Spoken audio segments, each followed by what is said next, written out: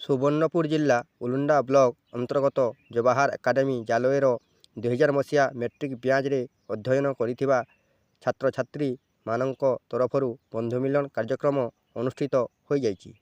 ଏହି କାର୍ଯ୍ୟକ୍ରମର ସଂଯୋଜକ ରମେଶ ପ୍ରଧାନ ଓ ଜୟକୃଷ୍ଣ ଜାଲଙ୍କ କଠିନ ପରିଶ୍ରମ ବଳରେ ଜବାହାର ଏକାଡେମୀର ପୂର୍ବତନ ପ୍ରଧାନ ଶିକ୍ଷକ ଶ୍ରୀଯୁକ୍ତ ବେଣୀମାଧବ ମହାପାତ୍ର, ସଂସ୍କୃତ ଶିକ୍ଷକ ସତ୍ୟପ୍ରିୟ ପଣ୍ଡା, କ୍ରୀଡ଼ା ଶିକ୍ଷକ ସଚିଦାନନ୍ଦ ପ୍ରଧାନ, ହିନ୍ଦୀ ଶିକ୍ଷକ ହେମନ୍ତ କୁମାର ଦାସ, ପୂର୍ବତନ ଶିକ୍ଷକ ଅକ୍ଷୟ କୁମାର ଥନାପତି, ନେତ୍ରାନନ୍ଦ ପଣ୍ଡା, କିରାଣୀ ନରେନ୍ଦ୍ର ତ୍ରିପାଠୀ ଏବଂ ଜବାହାର ଏକାଡେମୀ ପ୍ରଧାନ ଶିକ୍ଷକ ଶ୍ରୀଯୁକ୍ତ ଦେବେନ୍ଦ୍ର କୁମ୍ଭାର ପ୍ରମୁଖ ସମ୍ମାନିତ ଅତିଥି ଭାବେ ଯୋଗ ଦେଇଥିଲେ।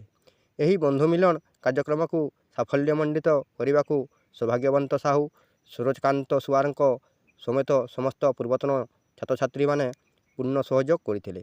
ଅବସରପ୍ରାପ୍ତ ପୂର୍ବତନ ଶିକ୍ଷକମାନେ ଦୀର୍ଘ 25 ବର୍ଷ ପରେ ଏହିପରି ପବିତ୍ର ମୁହୂର୍ତ୍ତରେ ସମସ୍ତେ ଏକତ୍ରିତ ହୋଇପାରିଥିବାରୁ ଅତ୍ୟନ୍ତ ଖୁସି ବ୍ୟକ୍ତ କରିବା ସହିତ ସମସ୍ତ ପୂର୍ବତନ ଛାତ୍ରଛାତ୍ରୀମାନେ ପିତାମାତା ତଥା ଶାଶୁ ଶ୍ୱଶୁରଙ୍କ ସେବାରେ ନିଜକୁ ସଦାସର୍ବଦା ନିୟୋଜିତ କରିବା ଉଚିତ ବୋଲି ପରାମର୍ଶ ଦେଇଥିଲେ।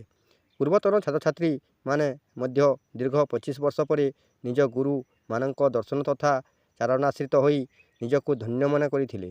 ସମସ୍ତ ପୂର୍ବତନ ଛାତ୍ରଛାତ୍ରୀ ନିଜର ପରିଚୟ ପ୍ରଦାନ କରିବା ସହିତ ପୁଙ୍ଖାନୁପୁଙ୍ଖ ଆଲୋଚନା କରିଥିଲେ।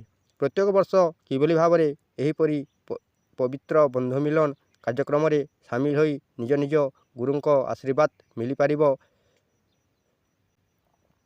ସେହି ବିଷୟରେ ଆଲୋଚନା କରାଯାଇଥିଲା। ସମସ୍ତ ଛାତ୍ରଛାତ୍ରୀ ନିଜ ନିଜ ପରିବାର ସହିତ ଅଂଶଗ୍ରହଣ କରିଥିବାରୁ ବନ୍ଧୁ ମିଲନ କାର୍ଯ୍ୟକ୍ରମଟି ଆହୁରି ରୋମାଞ୍ଚକ ହୋଇପାରିଥିଲା।